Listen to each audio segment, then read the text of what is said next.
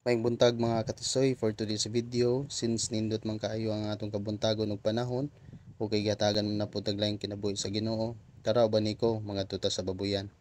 Og kay gamay naman lang ang lawag sa baboy maong nagdala di og extra feeds mga katisoy para og panahon ting ulan naratay pundo. Ug mao lang di pag-abot nato sa baboyan mga katisoy ug sa dili pa nato pakanon og ligo ng mga baboy mapawayo sa tagadali kay grabe ka init ang panahon.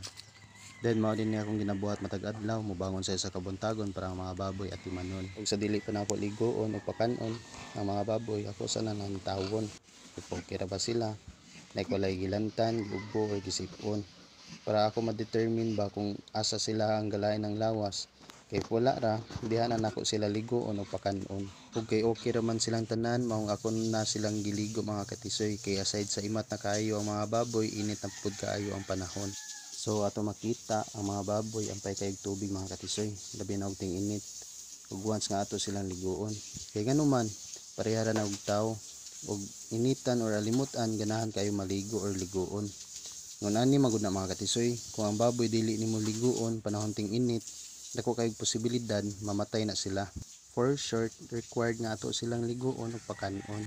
Kay nahuman naman ako ligo ug pakaon ng mga baboy, mao inyong makita mga katisoy kasagaran sila ha. Peculiar kayo og posisyon kung matulog. Kabalo ba mo mga katisoy? Makawala og stress ang mamuhi bisan tuod og hago og kapoy. Ano nakaingon man ko nga makawalag stress? Pareha ra na karon. Malingaw kog tan-aw nila kung makapamalandong na lang ko na bisan sa kalisod sa panahon kinahanglan na tumupadayon para sa atong kaugmaon. Basta magkuyog ta mga katisoy ha nga magmalampuson. So maura to mga katisoy, God bless.